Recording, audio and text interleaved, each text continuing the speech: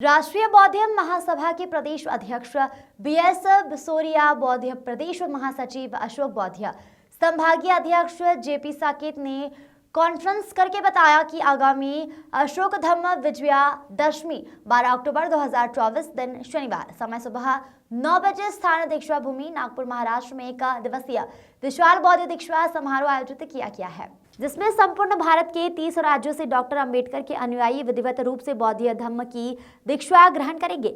धम्म दीक्षित पूज्य महंत महास्तीरवर ज्ञानेश्वर कुशीनगर देंगे। समारोह की अध्यक्षता पूज्य मदंत महाधीश्वर नागार्जुन सुरई सराई जापान करेंगे। बता दें आपको, समारोह के मुख्य अतिथि श्रद्धेश धर्म प्रकाश भारतीय बौद्ध संस्थापक, राष्ट्रीय बौद्ध महासभा एवं पूर्व विधायक होंगे। इस अवसर पर भंते धर्म सारथी भंते सत्यानंद एवं भिक्षु संघ धम्म देशना देंगे। और आगे बीएस बिसोरिया बौद्ध ने बताया कि उक्त धम्म दीक्षा समारोह पूज्य डॉक्टर बाबा साहेब अंबेडकर के 68वें धम्म दीक्षित स्मृति यादगार में आयोजित किया गया है। डॉक्टर अंबेडकर ने अशोक विजय दशमी का दिन और स्थान के लिए नागपुर को ही क्यों चुना, यह समझाना आज भारत के करोड़ों लोगों को जरूरी है। अशोक विजयादशमी बौद्धियों का प्राचीन काल का उत्सव है और इसी दिन धम्म प्रिय चक्रवर्ती अशोक सम्राट ने धम्म की दीक्षा ग्रहण कर विजयादशमी का पर्व शुरू किया था। जहां बीएस बिसोरिया बौद्ध ने कहा कि डॉक्टर बाबा साहेब भीमराव अंबेडकर के धम्म दीक्षा के 68वें वर्ष पूर्ण हो गए हैं, परंतु आज भारत के लोग इस ऐतिहासिक जानकारी से वंचित है। इस सत्य को जन जन तक पहुंचाने के लिए राष्ट्रीय बौद्ध महासभा द्वारा राष्ट्रीय विशाल बौद्ध दीक्षा समारोह आयोजित किया गया है।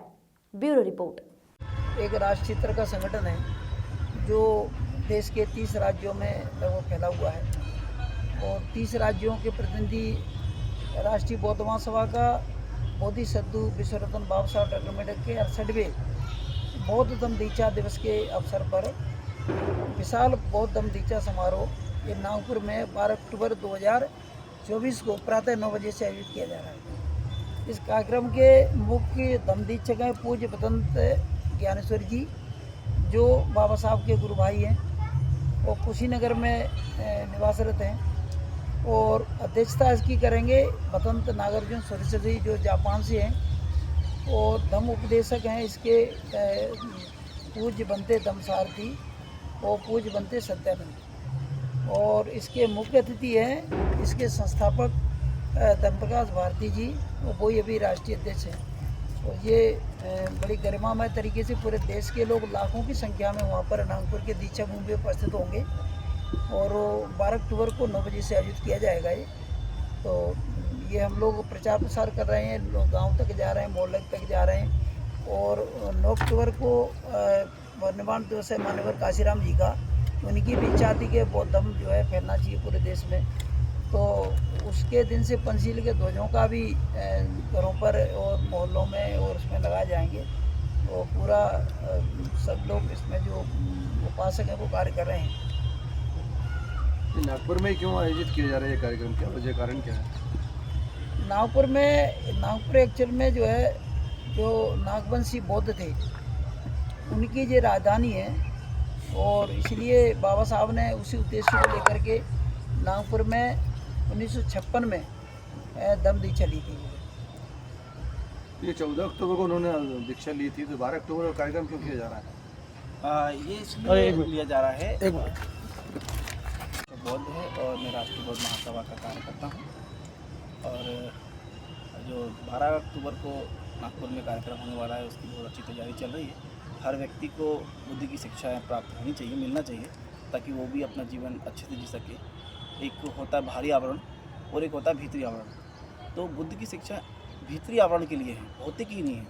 और भी बहुत सारी हम देखते हैं कि लोग अंधविश्वास से फंसे रहते हैं और कुछ बाहरी करते रहते हैं, लेकिन बुद्ध ने कहा कि अंदर ही करना है तुम्हें।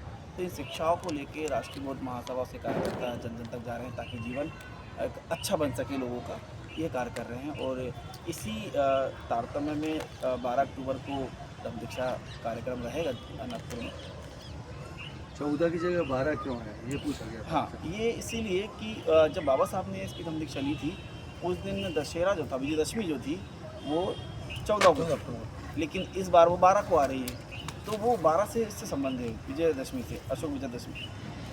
विजयदशमी का बौद्ध धर्म से क्या संबंध? हाँ, ये इसके संबंध इसलिए है कि सम्राट अशोक ने जब धम्म दीक्षा ली थी, बुद्ध के धम्म में जब गए थे, तो उस दिन यही दिन था। उसको लगातार वो बनाते गए, लेकिन धीरे धीरे भारत से ये विलुप्त हुआ, कम हुआ। फिर बाबा साहब ने जब उन सारे ग्रंथों को पढ़ा, विश्व के ग्रंथों को पढ़ा, तो उन्हें पता चला कि ये जो दशहरा जो बनाते हैं, एक्चुअल में सम्राट अशोक के टाइम पे चल रहा है। अशोक विजयदशमी के रूप में ये बनाते थे, तो उन्होंने उसे दोबारा से प्रारंभ किया। अब हम लोग भी उसका प्रचार प्रसार कर रहे हैं ताकि ये लोगों तक जाए और इसको लोग बनाएं। धम्म दीक्षा की आज के युग में आवश्यकता क्या है? क्या वजह का कारण है? क्या जरूरी क्या है? इसकी शिक्षाओं का सबसे महत्वपूर्ण है, क्योंकि आज हर व्यक्ति परेशान है। झगड़े, घर के झगड़े हैं। अब ज़मीन जिनके पास है वो आपस में भाई भाई लड़ रहे हैं, है ना। मोहल्ले में आस पड़ोस में लड़ रहे हैं, धर्म के नाम पे लड़ रहे हैं, जाति के नाम पे लड़ रहे हैं, विश्व पूरा लड़ रहे हैं। तो बुद्ध की जो आवश्यकता है वो शांति की है। हमारे प्रधानमंत्री भी बोलते हैं कि हमने युद्ध नहीं, बुद्ध दिया।